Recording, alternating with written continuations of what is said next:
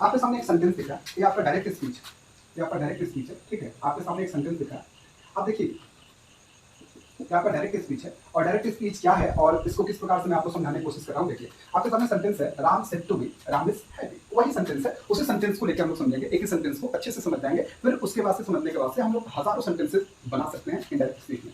एक सेंटेंस है आपका जो डायरेक्ट स्पीच है, Ram said to me Ram is happy. देखिए दो चीजें हैं जो आपको हमेशा याद रखनी पड़ेगी जब आप नरेशन की बात करते हैं, तो मुख्य रूप से उसी पे जितने रूल्स हैं सारे डिपेंडेंट होंगे और उसी पे मैं आधारित सारी चीजें आपको बताऊंगा, मैक्सिमम चीजें उसी पर आधारित होंगी। देखिए यहाँ पे देख रहे हैं कि Ram said to me he said to me Ram is happy. यहाँ पे जो सेड है ना, सेड को हम लोग रिपोर्टिंग वर्ब बोलते हैं, सेड को हम लोग रिपोर्टिंग वर्ब बोलते हैं, ठीक।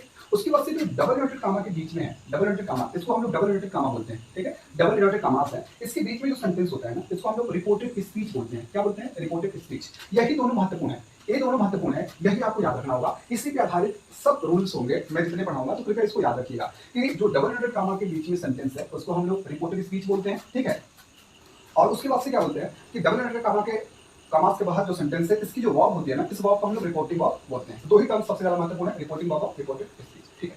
जो रिपोर्टिंग वर्ब है ना, इसके पहले जो आपका नाउन या प्रोनाउन आता है वो रिपोर्टिंग वर्ब का सब्जेक्ट कहा जाता है, तो इसको सब्जेक्ट ऑफ रिपोर्टिंग वर्ब कहते हैं, ठीक है।